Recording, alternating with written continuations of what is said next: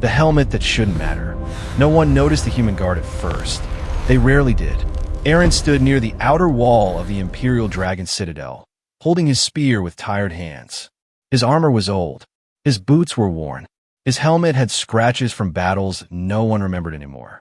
Humans were allowed in the Citadel, but only as guards, cleaners, or workers. They were useful, but never important. Above him, towers of stone and crystal reached into the sky. Dragons flew in slow circles, their shadows passing over the ground like moving clouds. The air smelled of heat and metal. This was the heart of the Empire. This was a place where mistakes could cost lives. Aaron had been on duty for hours. His neck hurt. His helmet felt heavy. So he did something small. He removed the helmet and placed it on the ground beside him. It was an old habit from the war. When things were quiet, he let his head breathe. He leaned against the wall and closed his eyes for a moment. Just one moment. He did not sleep. He only listened. The Citadel was too quiet. No bells rang. No guard shouted. No dragon roared. Then he heard soft steps. Aaron opened his eyes. Something small moved across the stone floor. At first, he thought it was a cat. Then he saw the scales. Shiny.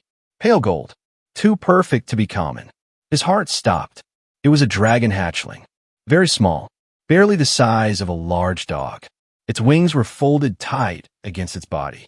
Its eyes were wide and curious, not sharp and angry like the older dragons. It walked slowly, sniffing the air, its tail moving gently behind it. Aaron froze. The Emperor's hatchling, the most protected creature in the Empire. Aaron knew the rules. Humans were not allowed near royal dragons. Not ever. Even looking too long could be seen as disrespect. His first thought was simple and full of fear. I am dead. The hatchling stopped. It looked at Aaron. Then it looked at the helmet on the ground. The small dragon tilted its head. It took a step closer. Aaron did not move. His hands shook, but he forced them to stay still. If he ran, the hatchling might panic. If it panicked, guards would rush in. And if guards rushed in, blame would fall on the closest human. The hatchling sniffed the helmet. It smelled old iron, sweat, smoke, blood from long-ago battles. It smelled of fear, courage, and survival. The hatchling made a soft sound, almost like a happy chirp. Then, without warning, it pushed its head into the helmet. Aaron's breath caught in his throat. The hatchling tried to crawl inside. It was clumsy, its wings bumping the sides. It struggled for a moment, then managed to fit its head and chest into the helmet. The rest of its body stayed outside, tail flicking as if it was pleased. Then it pulled itself fully inside. The helmet moved slightly and stopped. The hatchling curled up. It was comfortable. Aaron stared in disbelief. Of all the places in the Citadel, of all the people, of all the objects, the Emperor's hatchling chose his helmet. This can't be happening, Aaron whispered. The hatchling made a soft sound from inside the helmet. Warm air flowed out through the cracks. A faint glow lit the metal from within. Aaron felt his knees weaken. That helmet had been with him through fire and screams. It had protected him when everything else failed. He had lost friends wearing that helmet. He had survived because of it, and now a royal dragon slept inside it. Footsteps echoed in the distance. Aaron's fear returned, sharp and cold. Other guards were coming. He looked around, unsure what to do. He could not touch the hatchling. He could not move the helmet. He could not run away. So he did the only thing he could. He stood still. The guards arrived and stopped suddenly. They saw the helmet. They saw the glow. They saw the hatchling inside. No one spoke. One guard slowly reached for the helmet. The hatchling hissed. Not loud. Not angry. Just a warning. The guard pulled his hand back instantly. All eyes turned to Aaron, the lowest-ranked human in the area. The hatchling shifted inside the helmet and pressed closer to the side near Aaron's boots. It felt safer there. The guards exchanged nervous looks. One of them swallowed hard. We need to inform the court, he said. Another guard whispered, and the Emperor. Aaron felt his heart pound. He did not know why this was happening. He did not know what it meant. But deep inside, he felt something change. For the first time in his life, a dragon had chosen him. And the Empire would never see humans the same way again. The hatchling chooses its base. The helmet moved. Not much. Just a small shake. But in the Imperial Dragon Citadel, that was enough to freeze every guard in place. Aaron stood stiff as stone, his eyes locked on the metal helmet resting near his boots. A soft golden light leaked from the cracks, rising and falling like a slow breath. From inside came a quiet sound, warm, almost content. The Emperor's hatchling was still there. Alive, calm, comfortable. That alone was impossible. One of the dragon guards, tall and armored in black crystal, took a careful step forward. His spear tip lowered toward the helmet, slow and gentle. The helmet twitched. A sharp hiss escaped from inside. Not loud, not wild, but full of warning. The dragon guard stopped at once. Everyone felt it, the pressure in the air, the ancient power behind that small sound. Even as a hatchling, the creature carried royal blood. The guard stepped back. No one argued. The hatchling shifted inside the helmet, then pushed its head out slightly. One bright, I looked around. It did not look at the guards. It did not look at the walls. It looked at Aaron. Then it crawled out halfway and placed one claw on Aaron's boot. The message was clear. This was its place. This makes no sense, one guard whispered. Royal hatchlings did not choose places. They were carried, protected, controlled. This one had made a decision. Aaron's chest felt tight. He did not move. He did not breathe. Slowly, carefully, he lowered himself to one knee. Not in fear, but in respect. He kept his eyes down, his hands open, empty. The hatchling watched him closely. Then it turned back to the helmet. It climbed on top of it. The helmet tipped slightly, then steadied. The hatchling sat proudly, wings folded, tail wrapped around the metal like a claim. It lifted its head and let out a soft, happy sound. The helmet was no longer just a helmet. It was a base. More guards arrived. Dragon soldiers. Court watchers. No one spoke loudly. News spread without words. The Emperor's hatchling had stopped running, and it had chosen a human guard's helmet. One dragon soldier tried to reach for the helmet again, slower this time.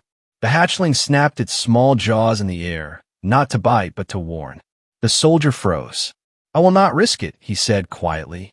Not for all the gold in the Empire. Murmurs spread. Why the human? Why that helmet? Is it sensing something? Aaron felt every eye on him. He wanted to disappear. Humans were never the center of attention here, especially not in matters of royal blood. Minutes passed. Then something worse happened. The hatchling began to collect things. It hopped down and waddled across the stone floor. It picked up a shiny coin in its mouth and dropped it inside the helmet. Then a loose metal clip. Then a broken piece of crystal. Treasure. It returned to the helmet each time, pushing the objects inside carefully. The guards watched in stunned silence. It's nesting, someone whispered. A base was becoming a home. Aaron felt his fear grow heavier. If the hatchling stayed too long, the Emperor would arrive. And no one knew how the Emperor would react to a human standing at the center of this strange bond.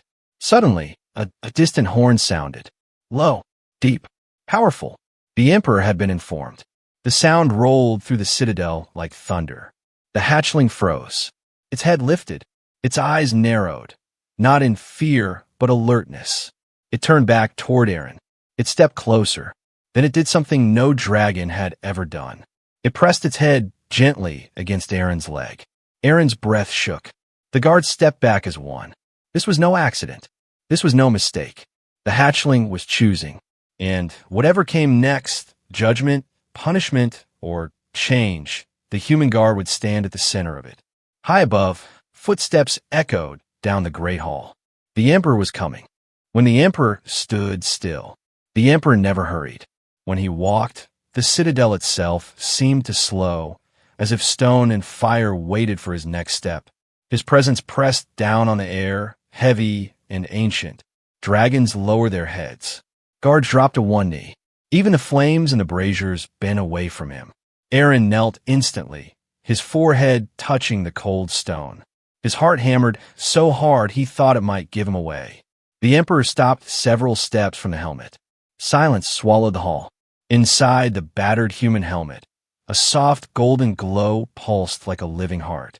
The Emperor had faced wars, rebellions, and star-faring empires. He had watched sons die, yet he did not move closer. Because the hatchling was watching him. The small dragon sat proudly atop the helmet, wings folded tight, tail wrapped around the metal. Its eyes were sharp now, no longer playful. This was not a lost child anymore. This was royal blood making a claim. The Emperor slowly raised one clawed hand. Every guard tensed. "Stay," he commanded softly. The hatchling tilted its head. It did not bow. It did not move away. It made a low sound, deep for something so small. A warning. A single step from the Emperor would be enough to test its patience. The Emperor lowered his hand. Murmurs rippled through the court. That had never happened before. The Emperor's gaze shifted, not to the helmet, not to the guards, but to the human kneeling beside it. Aaron felt the weight of that gaze settle on his back like fire. "Human," the Emperor said. His voice was calm, but the stone floor vibrated beneath it. "Stand." Aaron hesitated for half a breath. Then he obeyed. He rose slowly, keeping his eyes down. His legs shook, but he did not fall. The hatchling immediately moved closer to him. It pressed its side against his leg. A quiet hiss filled the hall. Not from anger, from protection. The Emperor's eyes narrowed. "You are not afraid," the Emperor said. Aaron swallowed. "I am terrified, my lord." A pause. "Then why do you remain?" Aaron's answer came before his fear could stop it. "Because it chose to stay, my lord." The court went silent. The Emperor looked at the hatchling again. Slowly, carefully, he reached toward the helmet. Not touching, only pointing. "Step away from the human," he ordered. The hatchling stiffened. Its claws dug into the helmet. Its glow brightened. Aaron felt heat on his leg. The hatchling did not move. The Emperor tried again, his voice firmer. "Come." The hatchling opened its mouth and released a sharp, clear cry. The sound cracked through the hall like lightning. Guards flinched. Flames jumped. The stone beneath the helmet blackened. The Emperor stopped speaking. For a long moment, no one breathed. Then, incredibly, the Emperor stepped back. A ripple of shock spread through the court. The hatchling had refused him, and the Emperor had accepted it. The Emperor studied Aaron more closely now. "You were the mark of fire," he said, noticing the scars on Aaron's armor. "You have stood before dragon flame." "Yes, my lord." "And you did not run." "No, my lord." The Emperor looked back at the hatchling, then at the old helmet. "A relic of war," he said quietly. "A thing shaped by fear and survival." The hatchling curled tighter around the helmet, as if it understood. The Emperor turned to the gathered court. "This hatchling has chosen its ground," he declared. "No one will move the helmet." Gasps echoed through the hall. The Emperor's gaze hardened. "And no one will touch the human." Aaron's breath caught. This was no small order. This was law. The Emperor stepped closer one last time, lowering himself to the hatchling's level. "You guard this place," he said softly to the small dragon. "Very well." Then he straightened. "But know this," he added, his voice cold as steel. "Every choice has a cost." The Emperor turned and walked away. The hatchling watched him go. Then it leaned against Aaron again. And far above the citadel, the sky darkened, as if the future itself had shifted. The helmet remembers. The helmet should have been silent. It was metal, old, broken in places, a thing with no voice. Yet when the Emperor left, the glow inside it grew brighter. Aaron felt the heat first. Not burning, remembering. The hatchling climbed down from the top of the helmet and pressed its forehead against the dented metal. Its eyes closed. Its small body went still. The air changed. Dragon scholars stepped forward, their expressions tense. One raised a crystal lens, its surface alive with shifting light. "It's reacting," the scholar whispered. "The helmet holds memory." Murmurs spread through the court. Memory binding was an ancient dragon ability. Only elder dragons could read the past from objects touched by fear and blood. A hatchling should not be able to do this. Yet the glow deepened. The crystal lens flared. Images spilled into the air like smoke. Aaron staggered as the past unfolded around him. Fire. Screams. A battlefield beneath a red sky. Human soldiers were running. Dragons were falling. The court gasped. This was not a victory scene. This was a loss. A younger Aaron appeared in the vision, smaller, thinner, shaking as dragon fire rained down. His helmet was new then, clean, untouched. A dragon crashed to the ground nearby, wounded, its wing torn. Other humans fled. Aaron did not. The vision showed him running toward the fallen dragon, dragging debris away, placing his helmet over the dragon's injured head to shield its eyes from smoke and flame. The court fell silent. The dragon in the vision stared at the human in confusion. Then trust. The memory shifted. The dragon lived, and humans paid the price. The vision faded. The helmet dimmed. The hatchling opened its eyes. The court stood frozen. That human saved a dragon, someone whispered. Aaron felt his chest tighten. He had never spoken of that day. He never thought it mattered. The emperor returned to the hall, his expression unreadable. He had seen a memory too. This, the emperor said slowly, is why. He looked at the hatchling. It does not see species, he continued. It sees choice. The hatchling lifted its head and chirped softly. The court erupted into quiet argument. Humans are weak. Humans betray. Humans endure. The emperor raised his hand. Silence returned. Call the council, he ordered. This bond cannot be ignored. Aaron felt the weight of destiny press down on him. The hatchling climbed back into the helmet and curled up, claiming not just a base, but a future. Far away, unseen forces stirred. If dragons could trust humans, then others would fear it, and fear always brings war. When the sky broke, the warning came too late. The first explosion shook the Imperial Dragon Citadel, cracking stone and sending dust into the air. Alarms roared to life at last, deep and furious. Dragons cried out from the towers above as the sky darkened with smoke. Aaron barely had time to react. The helmet jumped. The hatchling burst out, wings spread wide, its glow flashing from gold to white. Fear rolled off in waves, but did not run. Instead, it turned toward Aaron. The second blast hit closer. Stone shattered. Guards were thrown from their feet. Fire washed across the courtyard, not dragon fire, but something colder, sharper. Enemy fire. They're inside the shield, someone shouted. Aaron dropped to one knee and grabbed the helmet, instinct moving faster than thought. He lifted it just as debris crashed down where the hatchling had been moments before. The helmet rang like a bell. The hatchling screamed, not a cry of fear, a call. The sound tore through the air, echoing off the towers, ripping through the smoke. Dragons in the sky answered with roars of rage. But the enemies had planned for that. Dark shapes moved through the smoke, armored figures with weapons that hummed and burned blue. They fired again. A bolt struck the ground near Aaron, cracking stone and sending shards flying. Aaron turned his back to the blast.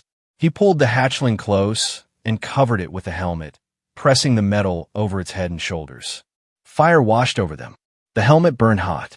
Aaron screamed, but he did not move. The world narrowed to pain, weight, and heat. Then the fire passed. Aaron collapsed, gasping. The helmet was blackened now, glowing red at the edges.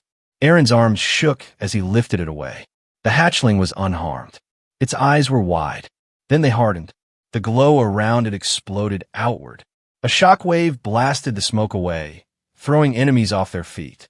The hatchling stood tall, small, but fierce, wings spread wide, light pouring from its scales. The court stared in horror and awe. A hatchling using battle power. That should have been impossible. Enemy soldiers tried to retreat. Too late. Dragons descended from the sky like living fire. The battle was short, brutal. When it ended, the courtyard was silent except for crackling flames and distant roars. Aaron lay on the ground, barely conscious. The hatchling crawled to him and pressed its head against his chest. A soft glow spread over his burns. Healing. The Emperor arrived moments later. He took in the scene, the destroyed walls, the fallen enemies, the human guard shielding his hatchling with a broken helmet. The Emperor knelt. He placed one massive claw gently beside Aaron. This human did not hesitate, the Emperor said quietly. He stood against fire for 1 hour. The hatchling curled against Aaron, guarding him now. The Emperor stood and turned to the court. Remember this day, he declared.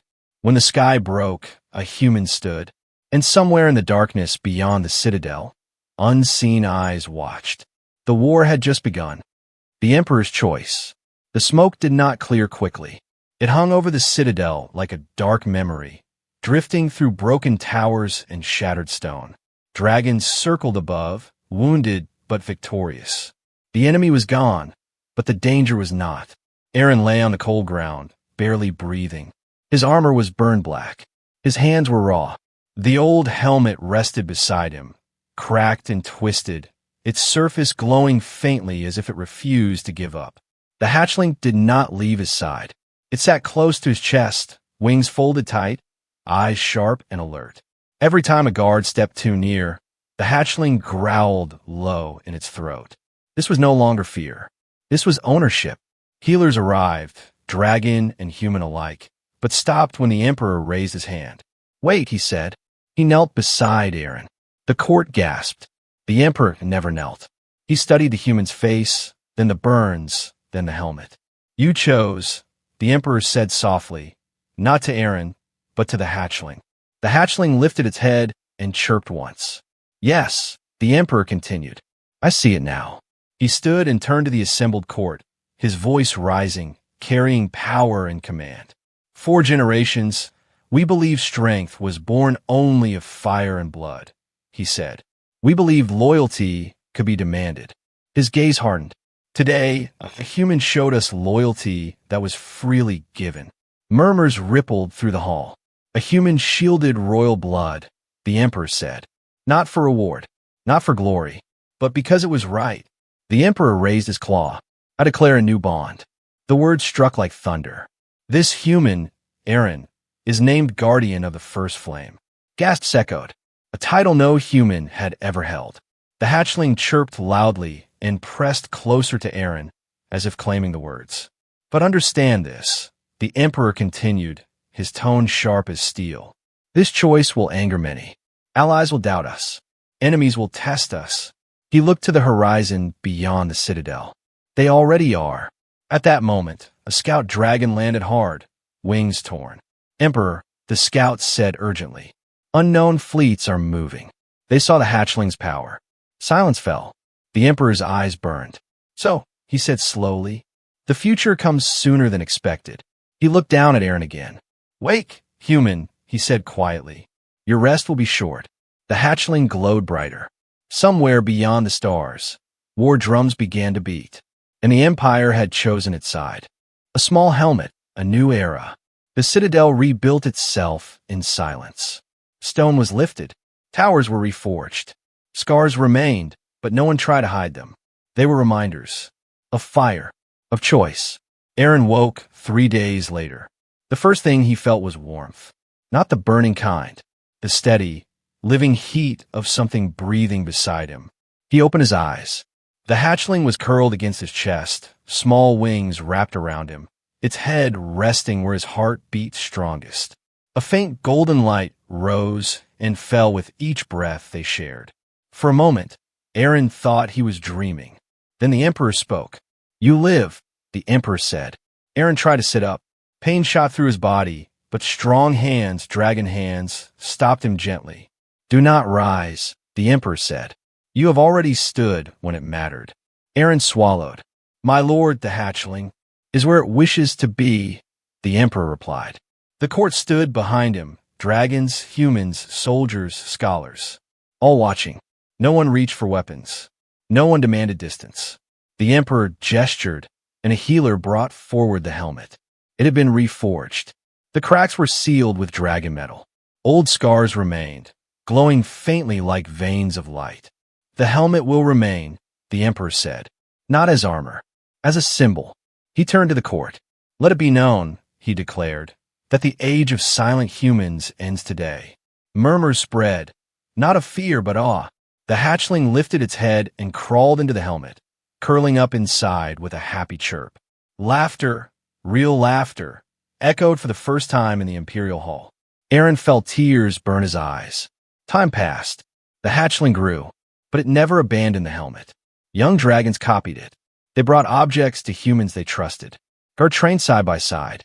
Old walls came down, not with force but understanding. Other empires watched, some with hope, some with fear. The Emperor stood at the highest tower, watching Aaron walk below with the growing dragon at his side. A small thing, the Emperor said softly, can change everything.